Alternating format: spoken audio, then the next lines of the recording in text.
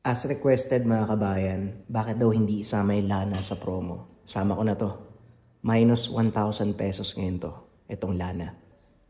Extend ko to hanggang May 5. Ang available lang nito ay 10 pieces yata. So paunahan na lang sa 10 pieces. Again, minus 1,000 pesos to ngayon. Yung habak naman, minus 800 pesos. Hanggang May 5 yung promo natin mga kabayan. Habol na. Ang kwentong ito ay hango sa totoong buhay. Mula ito sa isa nating kabayan na itago na lang natin sa pangalang Paeng. Walang eksaktong taon, probinsya ng Iloilo. Minsan sa buhay natin, nakakagawa tayo ng mga desisyon na kadalasan ay nagiging sanhi ng kapamakan.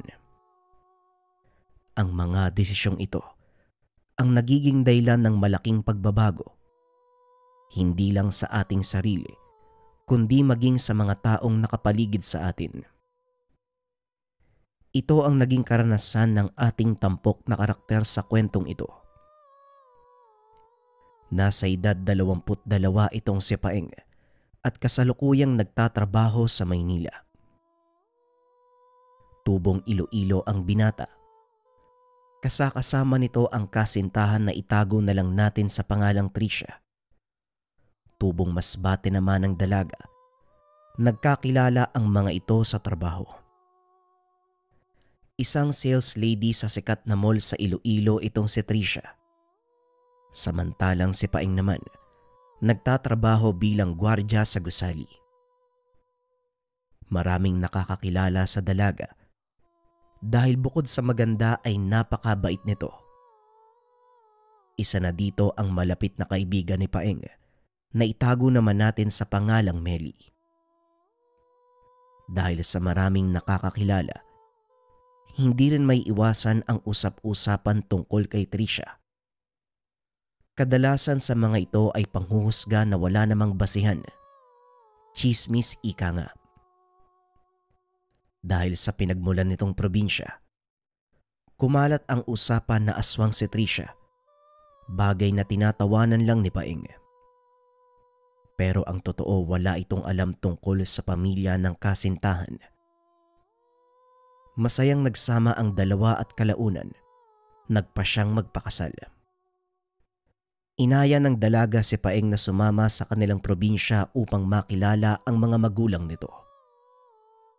Pumayag naman si Paeng. Kaagad itong nagpaalam sa ahensya para magbakasyon. Lingid sa kaalaman ng binata na may nag-aantay sa kanyang sorpresa. Mahal, pangungunahan na kita. Strikto ang tatay ko pagdating sa mga bagay-bagay, lalo na sa pananamit. Wika ni Tricia. Huwag kang mag-alala, mahal. Nakita mo naman ako manamit, di ba? Hindi ka mapapaya sa mga magulang mo. Tugon ni Paeng. Nang mga oras na yon, kasama nila ang malapit na kaibigan ni Paeng na si Meli. Nakikinig lang ito sa usapan ng dalawa. Ngunit nang maiatid ni Paeng ang kasintahan, kinausap ni Meli ang kaibigan. Sigurado ko ba talaga napapakasalan mo si Tricia, pre? Hindi naman sa sinisira ko yung diskarte mo, ha? Pero marami kasi kung nalaman tungkol sa kanya. Hindi mo ba napapansin karamihan sa mga kasama niyang lumuwas dito sa Iloilo, umiiwas sa kanya? Wika ni Meli, kaibigan ni Paeng na tibo. Alam mo pare, sinabi na din sa akin ni Tricia ang dahilan eh. Naniniwala ako sa kanya. Kahit naman kabarangay niya yung mga yun, hindi nila lubusang kakilala yung kasintahan ko. Kaya huwag kang makinig sa kanila, pre. Kung meron man nakakakilala kay Tricia, ako yun. Ba naman yan, oh. Akala ko ba partners tayo? Bakit parang nilalaglag mo yata ako? Tugon ni Paeng. Yun nga, pre, partners tayo. Kaya nga nag-aalala ako sa'yo eh. Batay sa mga narinig ko, talagang seryosong sekreto yung tinatago niyang kasintahan mo. Muling wika ni Meli. Seryosong sekreto? O sige nga pre, sabihin mo sa akin kung ano yun. Tugon ni Paeng. Ang sabi, anak daw ng kilalang mangkukulam at aswang yan si Tricia. Doon sa lugar nila ha. Marami nang napatay yung nanay niya. Tapos yung tatay niya naman, ilang beses ang nahuling nagnakaw ng mga hayop. Kinakain yung lamang loob. Tumawa ng malakas si Paeng. Hinampas si Melly sa balikat sabay wika ng ayos pare ah. Aswang at mangkukulam yung magulang na Tricia. Ayos ka din ah. Nako pre, tigil-tigilan mo ako sa pagsama mo sa mga tropa mo ah. Hindi maganda yung naidudulot sa'yo eh. Tugon ni Paeng. Basta pare, wag mo kong sisisihin ha. Binalaan kita. Sige na nga, mauuna na ako. Wika ni Melly. Hindi na pinansin pa ni Paeng ang mga sinabi ng kaibigan. Pinayagan itong magbakasyon ng 1 linggo. Naganda ang magkasintahan upang lumuwas ng Masbate. Mahala yung sinabi ko sa'yo, tandaan mo. Mabait naman si nanay. Pero basta sumunod ka na lang. Wika ni Tricia. Napangiti na lang ang binata pero ang totoo, hindi nawawala sa isip nito ang sinabi ni Melly. Mahaba ang naging biyahe ng dalawa dahil kinakailangan pa nilang tumawid ng dagat bago marating ang Masbate. Hapon na nang dumating sina Paeng sa mismong baryo nila Tricia. Pagbaba ng tricycle, pinagtitinginan ng mga tao ang binata. Hindi ito naging komportable sa sitwasyon dahil sa masakit ng tingin ng mga tao. Ang ilan dito ay sumunod pa sa kanila habang naglalakad papasok sa bakuran ng dalaga. Pagkarating sa mismong pintuan, kakaibang amoy ang sumalubong kay Paeng. Pasimple itong nagtakip ng ilong dahil talagang nakakasulasok ang amoy na iyon. Anong problema mahal? Bakit napatakip ka ata ng ilong? Tanong ni Tricia. Wala naman. Kaya pinupunasan ko. Dahil siguro to sa alikabok kanina. Pagdadaylan ni Paeng. Maya-maya ay sinalubong sila ng isang matandang babae. Niyakap nito ang dalaga habang nakatingin ng pailalim kay Paeng. Nay, siya nga po pala yung sinasabi kong papakasalan ko. Paeng, nanay ko. Wika ng dalaga. Magandang araw po sa inyo. Kumusta po kayo? Tugon ng binata habang inaabot ang kamay ng matanda upang magmano. Magandang araw din sa iyo, iha. Kaawaan ka ng Diyos. Wika ng matanda. Ngunit ramdam ni Paeng na hindi maganda ang pakikitungo sa kanya ng nanay ni Tricia. Sandali lang mahal ha, mamaya darating na din si tatay. May kinuha lang silang baboy sa kabilang baryo.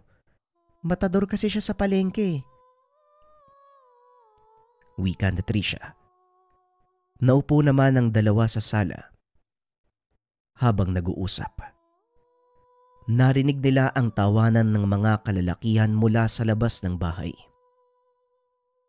Inayang lumabas ng dalaga si Paeng. Nakita nila ang isang matipunong lalaki. May pasang baboy ramo. Napag-alaman ng binata na ito ang ama ng kasintahan. O Tricia anak, dumating na pala kayo? Ito na ba yung kasintahan mo? Maligayang pagdating iyo. Tamang-tama ang dating mo para sa kapistahan. Anak, siguraduhin mong makakakain ng maayos tong bisita mo ha. Ang kwarto malapit sa kusina ang gamitin nyo. Kasi hindi masyadong maingay dun.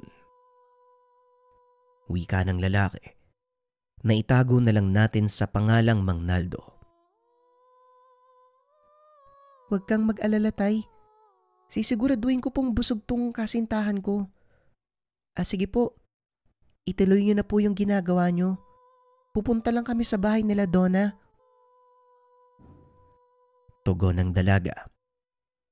Habang nasa daan, pinaliwanag ni Trisha ang lahat tungkol sa kanilang baryo.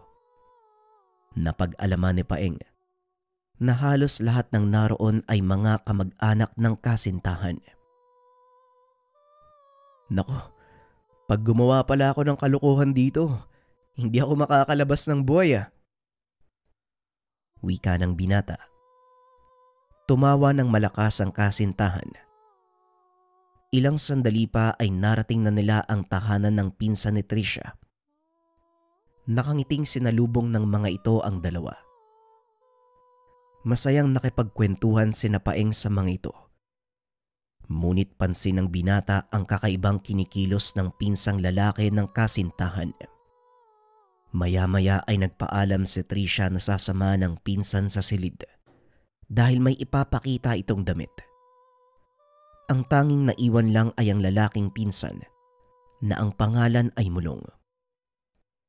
Lumilingon ito sa paligid na tila sinisiguradong walang makakarinig sa kanya. Matapos ay lumapit si Mulong kay Paeng at nagsalita.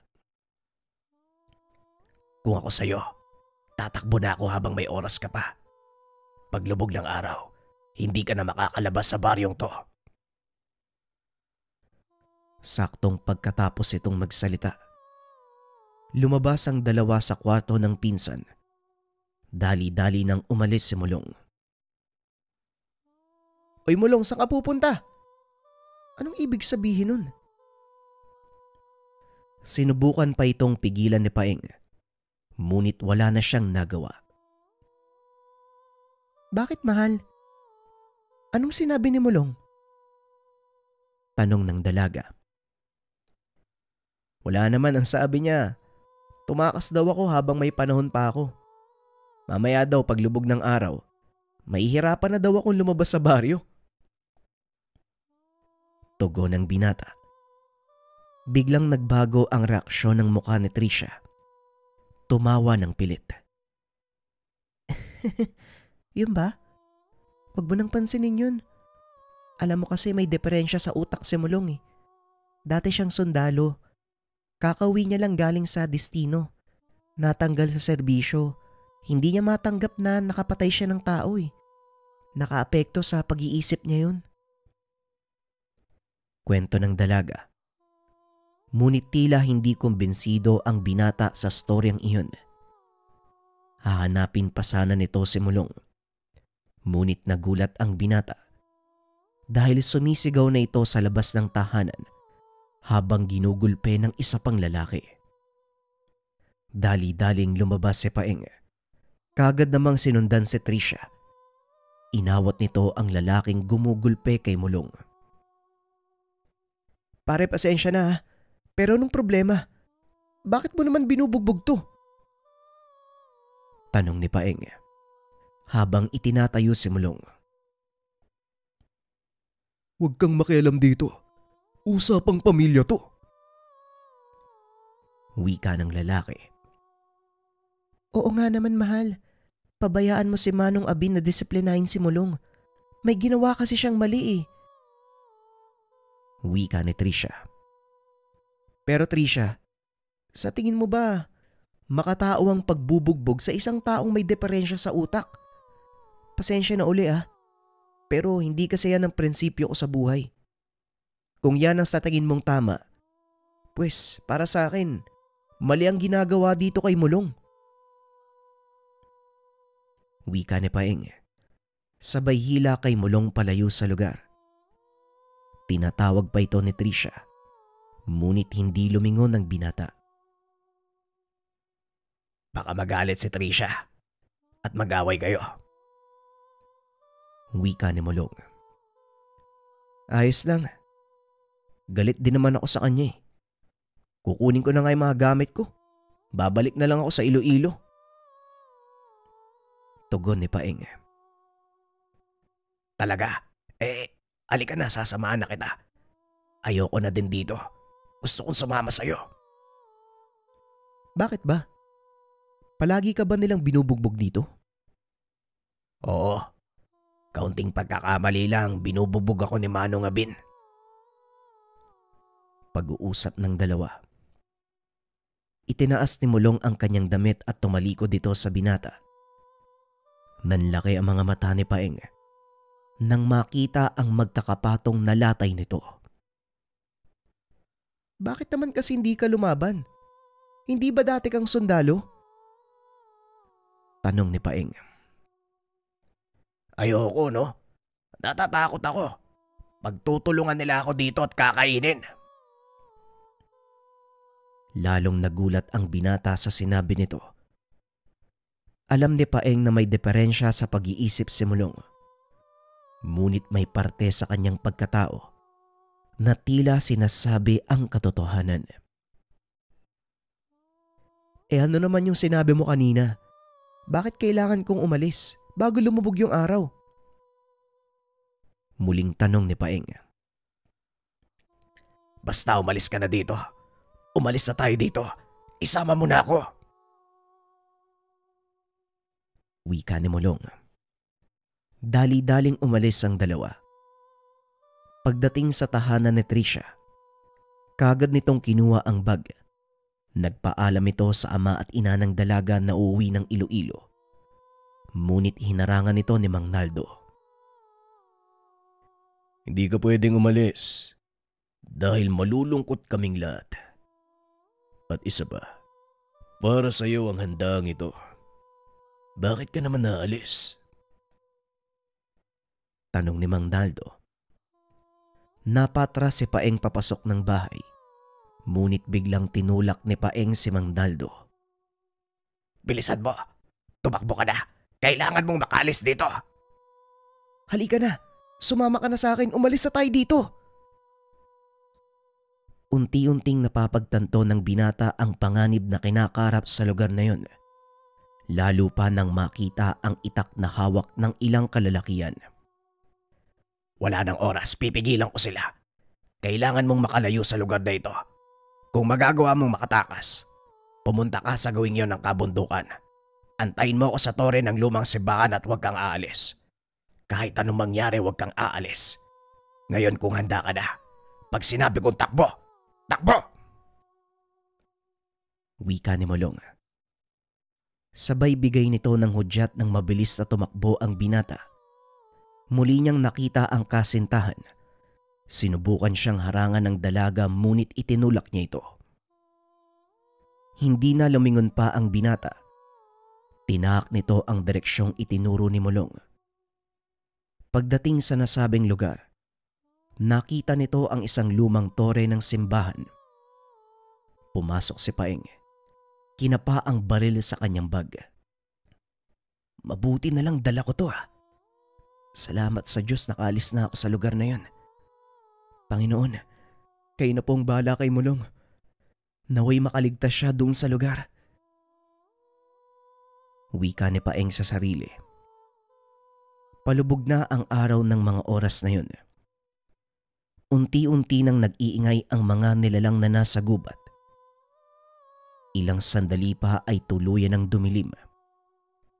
Nagtago si Paeng sa ilalim ng isang malaking tipak ng semento habang pinakikiramdaman ang paligid. Dahil sa sobrang pagod, hindi na malaya ni Paeng na nakatulog siya sa pinagtataguan.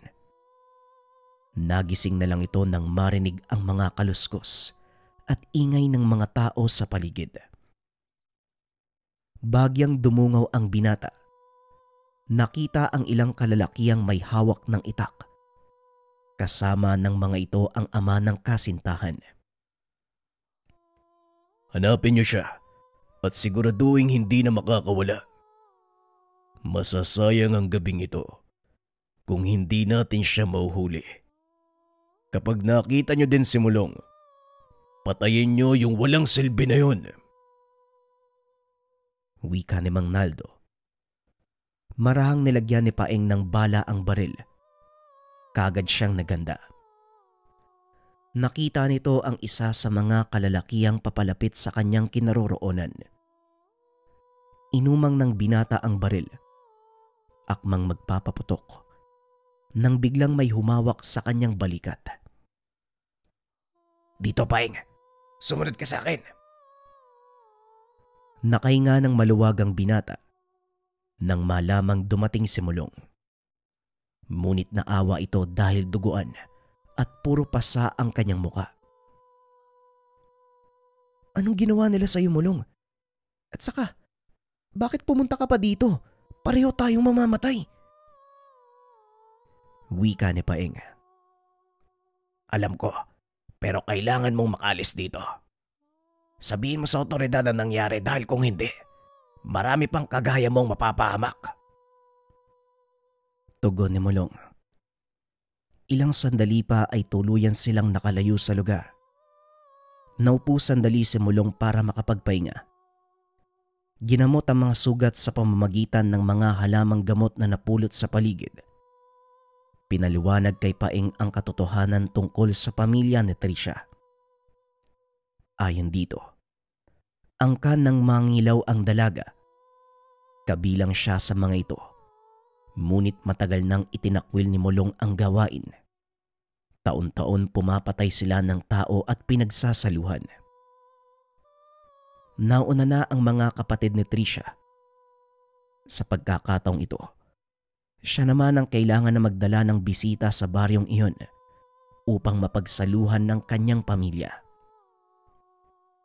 Dagdag pa ni Mulong, nagpapanggap lang siya na nasisiraan ng bait para hindi mahalata na nangangalap siya ng sapat na ebidensya ng kanilang mga gawain. Inalabas nito ang kulay itim na plastik. Ayon sa kanya, naglalaman ito ng mga ebidensya patungkol sa kanilang gawain. Kailangan mong madala to sa kapulisan. Laman niya ng makakapagpatunay na totoo ang mga mangingilaw. Taakin mo ang landas na ito. Makakarating ka sa bayan. Alam mo na ang gagawin pagkarating doon. Mag-iingat ka, kaibigan. Huwag mo kong alalahanin. Kaya ko silang labanan. Dati akong militar at kahit papano tinatabla ng bala ang mga yan.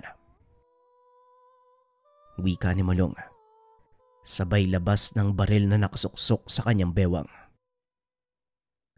Kung ganun, gamitin mo rin to. Mag-iingat ka mo. Hindi na ituloy ni Paeng ang sasabihin. May kung sinong sumulpot mula sa likod ng dalawa. Paeng, hindi ko akalaing iiwanan mo ko dahil sa pamilya ko. Napakawalang kwentang tao mo. Ang dapat sa'yo, mamatay. Wika ng dalaga. Sabay taas ng hawak na itak. Walang pagdadalawang isip itong pinaputokan ni Mulong. Dahilan para matunton ng mga kalaban ang kanilang kinaroroonan. Bilisan mo na, Paeng. Umalis ka na dito. Susubukan ko silang pigilan. Dali-dali namang tumakbo si Paeng palayo. Sunod-sunod na putok ng baril ang umalingaw-ngaw. Nang lingunin ito si Mulong, nakikipagbuno na ito sa mga mangingilaw. Nagtago ang binata sa isang puno habang pinapanood na makipagsagupaan si Mulong. Napakabilis nitong kumilos, taliwas sa nakita niya nung hapon na hinahayaan lang ang sariling magulpi. Kahit papano, may nalalaman din si Paeng sa pakikipaglaban, kaya naman hindi ito nagdalawang isip na bumalik sa kinaroroonan ni Paeng. Dinampot nito ang itak na hawak ni Trisha. Akmang lalayo na sana nang biglang hawakan ng dalaga ang kanyang paa. Hindi kayo mananalo sa mga kapatid ko. Kaya kung ako sa'yo, isuko mo na lang ang sarili mo para matapos na ang lahat ng to. Tinitigan ni Paeng ang dalaga. Imbis na makaramdam ng awa, itinarak nito ang itak sa likod ng dating kasintahan, dahilan para mapasigaw ito. Napahinto sa pakikipaglaban ang lahat, lalong-lalo na si Mang Naldo. Galit na galit ito na makitang pinatay ni Paeng ang kanyang anak. Kaya naman walang pagdadalawang isip nitong sinugod ang binata. Inundayan nito ng taga si Paeng na mabilis namang naiiwasan. Gumante ng atake ang binata. Tinamaan si Mang Naldo sa kanang balikat, dahilan para mabitawan nito ang itak. Sumisigaw ang matanda habang sinasapo ang sugat nito. Ano pang inaantay mo, Paeng? Patayin mo na si Teonaldo! Pagkasabi ni Mulong, biglang tinagpas ng binata ang ulo ni Mang Naldo. Dinampot ito at hinagis sa kinaroroonan ng mga mangingilaw. Panandaliang nabalot ng katahimikan ang mga ito. Biglang nagkagulo habang pinag-aagawan ang ulo ng kanilang pinuno. Ang bawat makahawak nito ay kumakagat na tila sarap na sarap sa kinakain. Halos masuka ang binata sa tagpong iyon. Ilang sandali pa, naglakad ang mga ito papunta sa kinaroroonan nila Paeng at Mulong. Ngunit hindi sila sadya ng mga mangingilaw, kung hindi ang bangkay ng dalawa nilang kalahi. Pinagpupunit ng mga ito ang damit ni Tricia. Kanya-kanyang hiwa ng laman mula sa katawan nito. Ganon din ang ginawa nila sa katawan ni Mang Naldo. Habang nasusuka si Paeng sa tanawin, kinuha nila Mulong at Paeng ang pagkakataon upang makalayo sila sa lugar. Pagkarating sa bayan, dali-dali nilang tinungo ang estasyon ng pulis. Ibinigay ang itim na sisidlan mula kay Mulong. Sinabi ni Paeng sa mga pulis ang nangyari. Kagad silang nagsagawa ng plano upang salakayin ang lugar. Maraming salamat sa mga ebidensya nyo. Sa wakas meron na kaming hawak na ebidensya tungkol sa mga mangingilaw. Dumito lang kayo. Kami nang bahala sa kanila. Wika ng pulis. Salamat, Sargento. Pasensya na kung medyo natagalan na. Hindi kasi ako nagkaroon ng pagkakataon na bumaba ng bayan. Maigpit ang pagbabantay nila sa akin. Kahit nagpapanggap ako na nasisiraan ang bait, hindi pa rin umubra. Tugon ni Mulong. Ibinigay nito ang buong detalye kung paanong mapapasok ang lugar. Matapos ang plano, hindi na nagsayang pa ng oras ang kapulisan. Kagad na silang lumakad. Samantalang si Paeng naman, pinaiwan ng mga pulis para sa ilan pang katanungan. Bakit hindi mo kagad sinabi sa akin na operatiba ka pala ng kapulisan? Ang buong akala ko talaga sintu-sintu ka eh. Totoo din bang kamag-anak mo yung mga yun? Tanong ng binata habang ginagamot ng mga pulis ang sugat ni Mulong. Oo, mga kamag-anak ko sila. At pasensya ka na kung di ko kagad sinabi. Nagpanggap ako na nasisiraan ng bait at tinanggal sa pagkamilitar. Dahil sa bagay na ito, simula pa lang nung bata ako, hindi ko na gusto ang ginagawa ng mga kaanak ko. Gumawa ako ng paraan para tuluyan ng matapos ang lahat. Pero sakto namang dumating ka. Hanga din ako sa lahat ng loob mo. Sumama ka talaga ha. Aray ko naman, nahandaan naman sa paglagay ng gamot. Nasasaktan din ako. Tugon ni Mulong. Wala eh. Dahil sa pagmamahal. Kaso, mukhang maling babae yata yung inalayan ko eh. Kung hindi mo ako sinabihan, malamang ako na yung handa sa sarili kong kasal. Wika ni Paeng. Nagpapasalamat ito dahil nagawa nilang makaligtas sa kamay ng mga mangingilaw. Kinabukasan, bumalik ang sasakyan ng kapulisan. May isa pang truck na nakasunod dito. Lumabas ang dalawa upang tignan ng laman. Nanlaki ang mga mata ni Paeng dahil lula nito ang mga katawan ng kamag-anak ni Mulong. Inaktuan namin silang nagsasalo-salo. Kinakain nila yung isang lalaking walang ulo at isang babae. Mabuti naman natapos na yung problemang to, no? Mamaya pupunta doon ng militar para linisin ang lugar. Matapos ang ilang katanungan, Kaagad na ding pinayagang makaalis si Paeng. Umuwi ito ng Iloilo at laking gulat ni Melly nang malamang bumalik mag-isa ang kaibigan. Hindi ako nakinig sa'yo eh. Totoo pala yung mga sinabi mo sa kabayan ni Trisha. Ayun, pinulutan sila ng sariling mga kamag-anak. Sabi ko naman sa'yo eh, pero ayos lang. At least ikaw mismo yung nakapagpatunay. Kaya mag-iingat ka sa susunod. Tugon ni Nelly. At dahil sa kaganapang iyon, nagkaroon ng takot sa babae si Paeng. Hanggang sa tumandang binata na lang ito, hindi niya lubos na nakalimutan na nagkaroon siya ng kasintahan na isang mangingilaw. Ang susunod na kwento ay tungkol kay Ferrer. Ang kwentong ito ay hango sa totoong buhay. Mula ito sa isa nating kabayan na itago na lang natin sa pangalang Ferrer. Walang eksaktong taon. Probinsya ng Palawan. Nang mga panahong ito, naninirahan sa isang isla ng Palawan itong si Ferrer. Ang pangunahing hanap buhay ay pagtatanim ng seaweed sa karagatan. Paminsan ay nangingisda ito o hindi kaya nakikibilad ng inaning seaweed sa mga kababaryo. Mahirap ang pamumuhay sa lugar. Kaya naman lahat ng pwedeng pagkakitaan ay pinapatos ng binata. Maging ang pagbabangka ng mga turista sa lugar ay pinapasok nito para lamang may ipakain sa mga kapatid. Panganay sa 5 magkakapatid itong si Ferrer. Iniwan ng mga magulang. Kaya napilitan nitong itaguyod ang mga nakababatang kapatid. Dahil desperadong magkapera, hindi nito alintana ang hirap ng trabaho.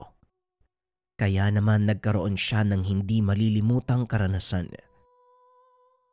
Isang hapon, habang nagpapagpag ng mga lubid na pagtataniman ng seaweeds, may mga kalalakihang lumapit sa kanya. Sa bihis ng mga ito, napagtanto ng binatang turista sila. Kasama ng grupo ang kapitan ng kanilang baryo. Kinausap nito ang binata. Kailangan nila na maghahatid doon sa kumpol. May mga sasadyain silang tao doon. Maaari mo ba silang ibangka? Magbabayad sila ng kahit magkano, Ferrer. Papayag ka ba? Tanong ni Kapitan Bitong. Doon lang po ba yung punta nila? Malaking halaga yung ibabayad nila kung sakali ah. Pero sige, ibabangka ko sila pero wag lang nila akong ipapasok sa bulsa nila ah. Kilala mo ko, Kap. Tugon ni Ferrer. Alam ko, siguro naman hindi ka lolokohin ng mga yan. Payag ka na ha. Yung bangka ko na lang ang gamitin mo para mas malaki. Wika ng kapitan. Kaunting pagpapaliwanag sa karakter. Kilala si Ferrer bilang sanggano sa lugar. Ilang turista na ang ginulpi nito dahil sa panloloko. Hindi lang sa kanya, maging sa ilang kasamahang nagbabangka. Isa rin sa tanod ng kanilang baryo itong si Ferrer. O sige, papayag ako. Anong oras daw ang alis nila? Bukas hindi ba? Hindi bukas, Ferrer. Ngayong gabi. Tugon ng kapitan at napainto ang binata sa ginagawa. Tumingin sa mga turista. Hoy kayo dyan, nasisiraan ba kayo ng ulo? Alam nyo ba kung anong meron dun sa kumpol? Walang sumagot sa mga ito. Napailing na lang si Ferrer. Binaling nito ang tingin sa kapitan. Tinanong kung sinabi ba nito ang tungkol sa isla na tinatawag nilang kumpol. Ayon naman sa kapitan, binilinan niya ang mga turista na mag-iingat. Sa mga hindi nakakaalam, ang islang tinatawag ng kumpol ay hindi talaga totoong pulo. Ito ay pangkat ng mga kabayan na itinayo sa gitna ng laot ng ilan sa sinaunang naninirahan sa probinsya. Sinasabi ding mula sila sa Karatig Pulo na sakop ng bansang Malaysia na piniling dito manirahan sa bansa.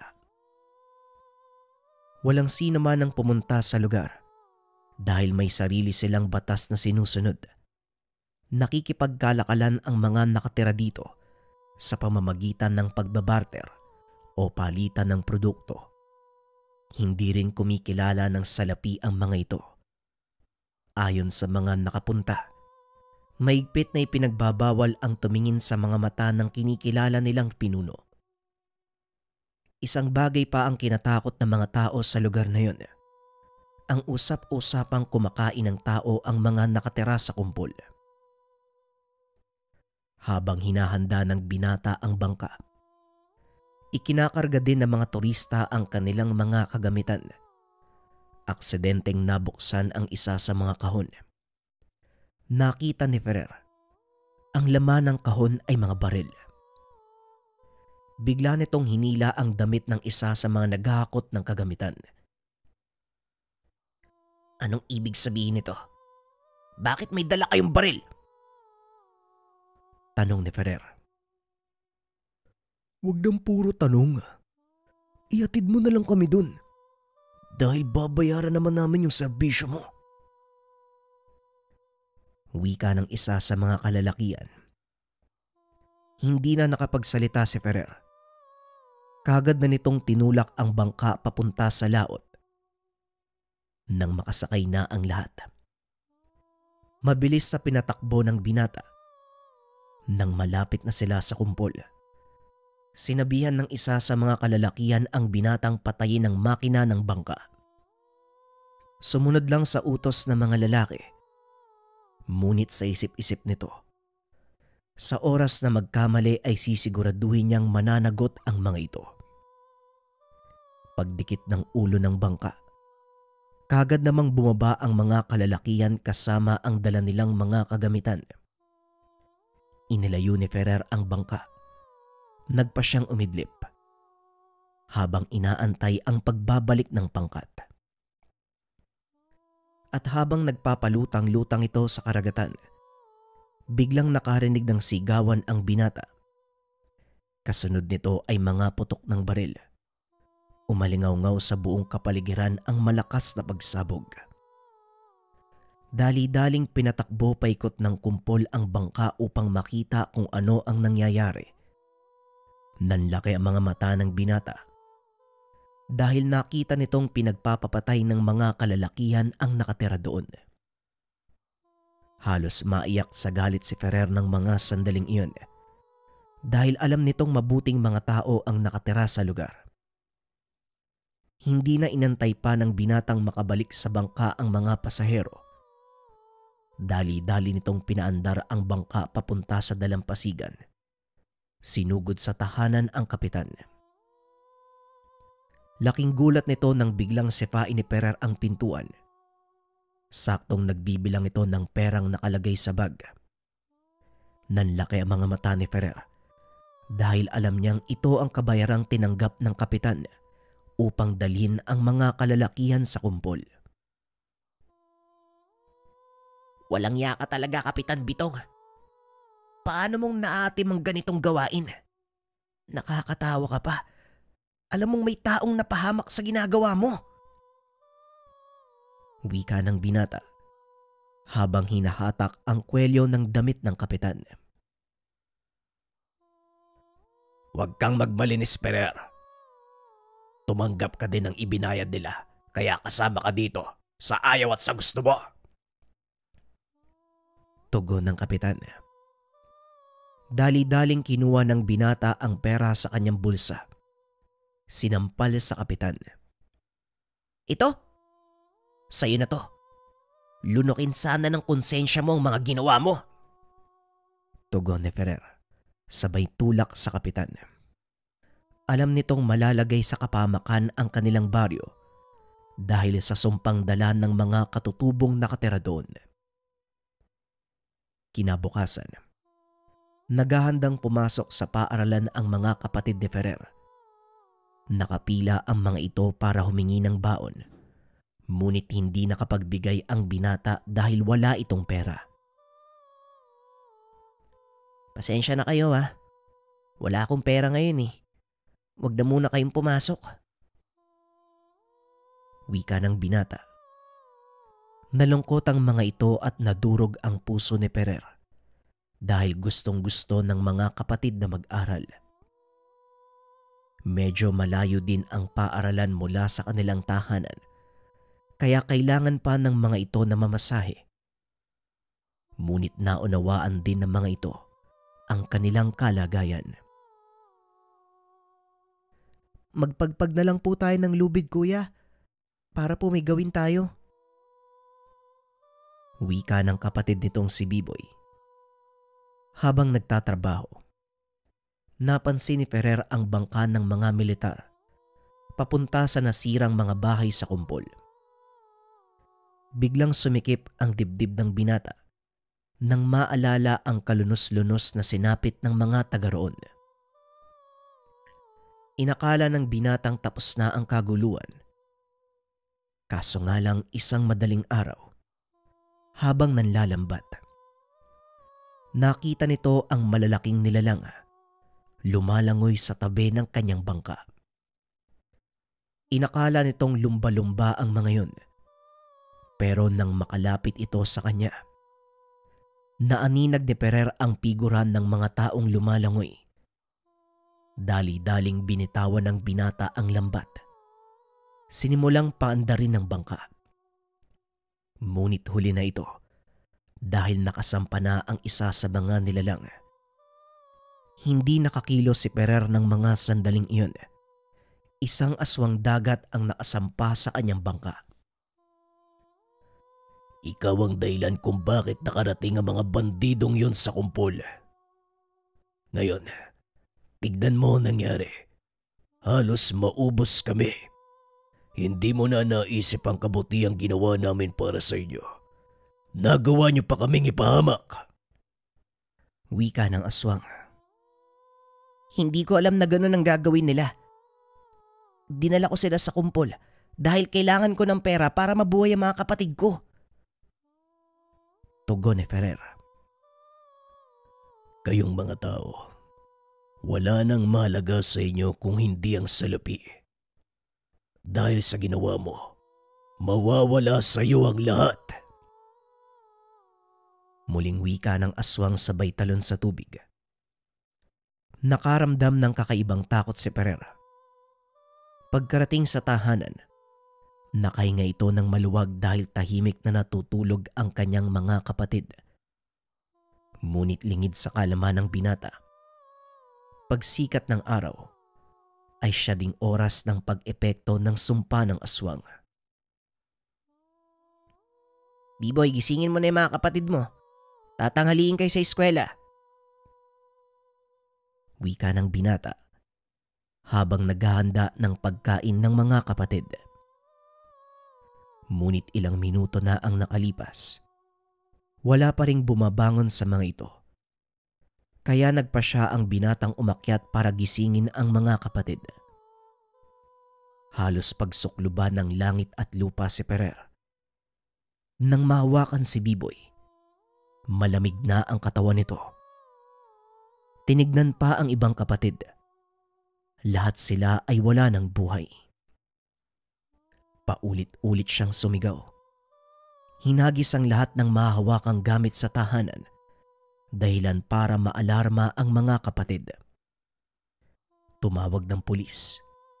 Nadatna ng mga otoridad ang binatang nakaupo sa atangan habang kalong-kalong ang bunsong kapatid. Noy, anong nangyari dito? Wala na po. Wala na po yung mga kapatid ko, sir.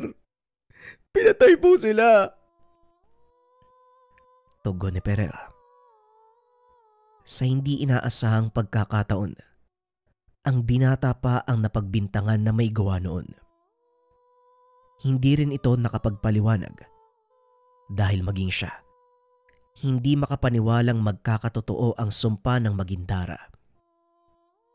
Dahil sa pangyayari, Nakulong si Ferrer at habang naroon, lalong lumala ang kamalasang nararanasan. Pinagdiskitaan siya ng ilang preso. Isang matanda lang ang naging kakampi nito na ang pangalan ay Mang Mako. Aba, puno na naman ang pasayang mukha mo. Napaaway ka na naman ano? Wika ni Mang Mako. Wala naman po ako magagawa, Manong eh. Alangan namang hayaan ko silang apiin ako. Tugon ni Ferrer. Ay nako Ferrer, bakit kasi hindi mo na lang tanggapin ang pamana ko sa'yo? Alam mo, wala namang mawawala eh. Madadagdagan ka pa nga. At isa pa, siguradong kakailanganin mo ito sa oras na makalaya ka. Muling wika ng matanda. Pasensya na po, Manong. Pero hindi po talaga ako naniniwala sa mga ganyan eh. Wika ng binata. Bigla namang natawa si Mang Dako sa sinabi nito.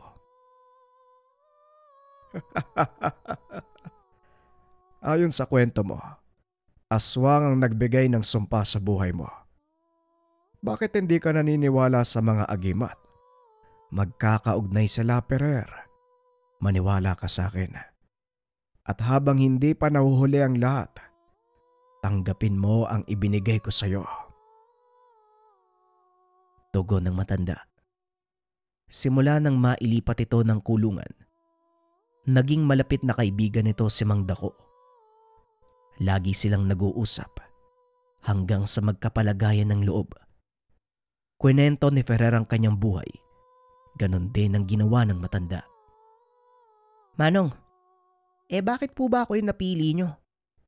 Alam nyo namang sanggano ko, di ba? Oo, sanggano ka. Pero sa tamang paraan mo ito magagamit.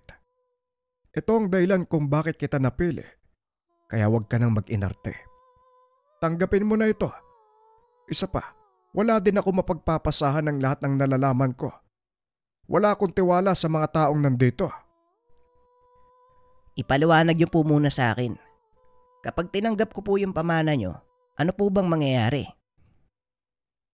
Di makakapagpahinga na ako sa wakas. Alam mo bata, wala nang pag-asang makalaya ko dito.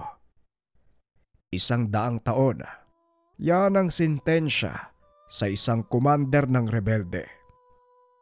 Kaya hindi ko na maitatama ang lahat ng maling nagawa ko noon. Pero ikaw, may mga bagay ka pang kailangang asikasuin at malaki ang pagkakataon mong makalabas sa lugar na ito. Wika ng matanda. Napaisip si Ferrer sa sinabi nito. Kalaunan na pagpasyang tanggapin ang alok ng matanda. Isa-isang itinuro ni Mang Mako ang nalalaman sa binata hanggang sa tuluyan niya itong magamay. Ipinamana ng matanda ang medalyon nito, maging ang mga libreta. Nang matapos ang pagsasanay ng binata, tuluyang namaalam si Mang Mako. Dahil sa taglay na kakayahan, nagawang makuha ni Ferrer ang respeto ng mga kasamang preso hanggang sa dumating ang araw ng kanyang paglaya. Dali-dali itong bumalik sa kanilang lugar. Isinagawa ang kanyang planong pagganti sa mga magindara na nagbigay ng sumpa sa kanyang pamilya. Ngunit hindi nito inasahang wala na ang mga aswang sa lugar. Maging ang kumpol. Nagmistulang tumpok ng basura na lang sa gitna ng karagatan. Hindi alam ng binata ang gagawin. Lalo itong nalugmok sa galit at kalungkutan. Napagtanto nito, mag-isa na lamang siyang lalakad sa mundo.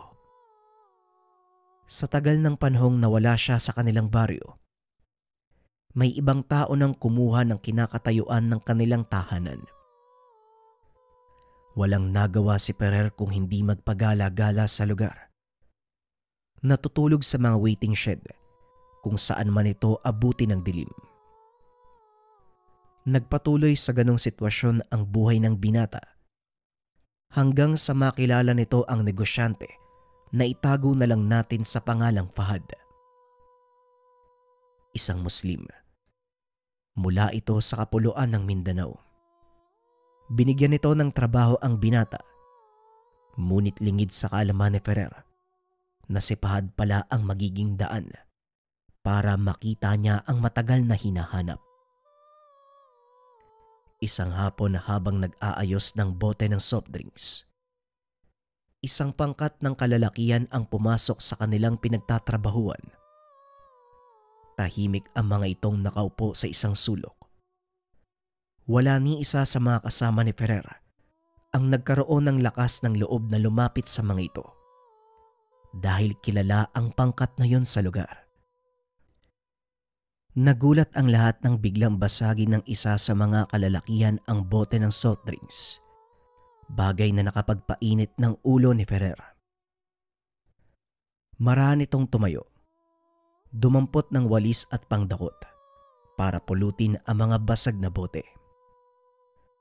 Nakatitig sa kanya ang mga kalalakihan.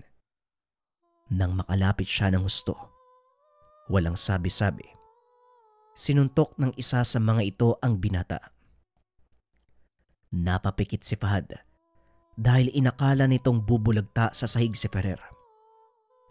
Ngunit laking gulat ng mga taong naroon dahil pagtingin nila sa binata, hawak-hawak nito ang kamay ng lalaki.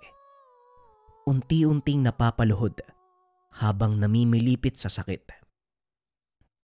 Sandali lang ako nawala dito. Naghahari-harian na kayo. Ang lalakas ng loob nyo. Wika ni Ferrer. Pakiusap, bitawan mo yung kamay ko. Pasensya na, hindi na namin uulitin. Tugon ng lalaki. Sa tingin mo, ganun lang kadali yung lahat? Matapos mo kung pakitaan ng abilidad mo? Nakakala mo kung sino ka no? Kailangan mo yatang makilala kung sino yung kausap mo. Muling wika ng binata. Nanlaki mga mata ng lalaki dahil namukha niya ito. Nang hawiin ni Ferrer ang mahaba niyang buhok. Ferrer, buhay ka pa pala? Pakiusap, bitawan mo ko. Ayoko madamay sa sumpa ng kamalasan mo sa buhay. Lalong nag-init ang ulo ng binata. Walang awa niyang pinagsusuntok ang lalaki hanggang sa hindi na ito makilala. Nagsipagtakbuhan naman ang mga kasama nito nang mawalan ng malay ang lalaki. Itinapon niya ito sa labas ng kainan. Yan ang bagay sa inyo. Masyado kayo naghahari-harian dito. Wika ng binata. Dahan-dahan namang lumapit sa kanya si Fahad. Ikinagulat ng binata ang sumunod na sinabi nito. Ikaw nga ba talaga yan, Ferrer? Ang kaibigan ng aming mga magulang. Matagal kitang hinanap. Nagpapasalamat ako. Tadhana mismo nagdala sa'yo. Manong, sandali nga. Kinikilabutan ako sa sinasabi mo . Ano bang ibig mong sabihin? Naalala mo ba ang Isla Kumpol? Isa ang mga magulang ko sa namatay. Oh, Ferrer, isa akong Magindara. Ako din ang sumampa sa bangka mo para ibigay ang sumpa sa mga kapatid mo.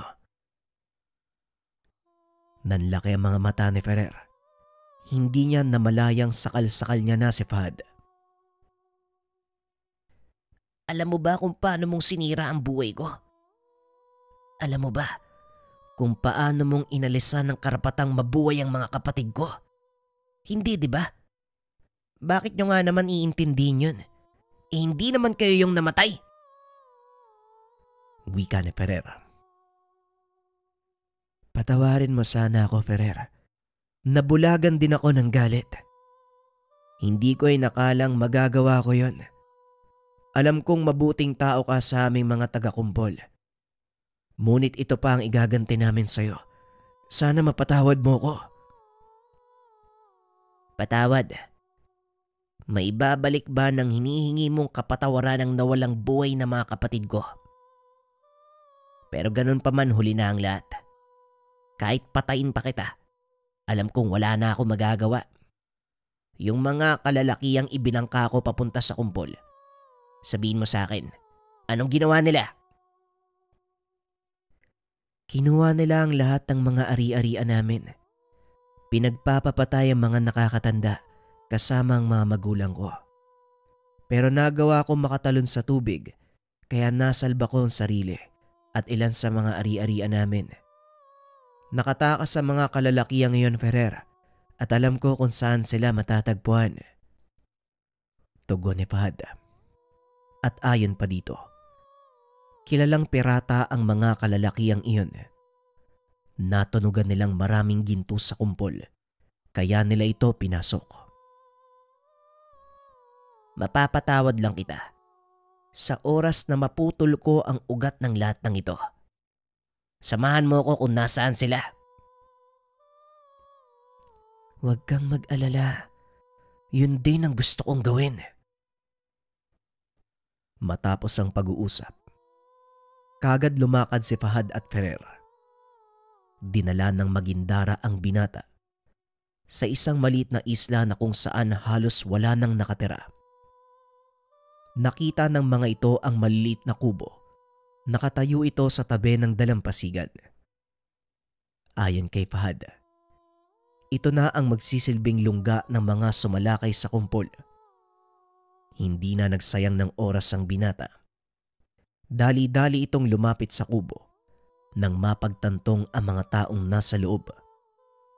Sinipa niya ang pintuan. Pinagsusuntok ang sinumang makasalubong.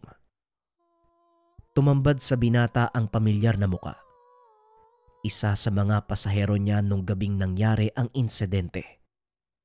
Walang iba kung hindi si Baldo. Walang pagdadalawang isip niyang sinugod ito. Walang tigil na ginulpe. Samantalang si Fahad naman, pinagpapapatay ang mga kasama nito. Napasigaw ang mga kalalakihan dahil sa takot, lalo na nang magbagong anyo si Fahad. Isang malaking nilalang na may katawan na tao. Ang balat nito ay nababalot ng itim at napakatigas na kaliskis. Mahaba ang pangil, nanlilisik ang pulang mga mata. Ikaw yung bangkerong inarkila namin. Walang iya ka? Buhay ka pa pala? Wika nito sabay tutok ng baril sa binata. Ngunit hindi pumutok ng kalabitin ng gatilyo. Makailang ulit niya itong kinasa. Kaso nga lang wala pa rin nangyari. Hanggang sa nagpa siya si Ferrer na tapusin na ang buhay nito. Ikinumpas ng binata ang kanyang kamay. Habang nag-uusal ng dasal, unti-unti namang kumikilos ang kamay ni Baldo. Hanggang sa maitutok na nito ang baril sa sarili. Wala kayong kaalam-alam sa mga pinagagawa nyo. At dahil sa kasakiman sa pera, maraming buhay ang nawala. Kaya nararapat lang na buhay nyong maging kapalit. Wika ng binata, sabay tikom ng kanyang kamao. Umalingaw-ngaw sa tahimik na kapaligiran ang malakas na putok. Kasunod nito ang pagbagsak ng wala ng buhay na katawan ni Baldo. Sa wakas, naipagiganti ko din ang aking mga magulang at ibang kalahi. Ferrer, sana mapatawad mo ko sa pagkamatay ng mga kapatid mo. At bilang kabayaran, kunin mo na ang lahat ng kayamanang naitabi ko doon sa kainan. Ikaw na din ang mamahala sa lugar.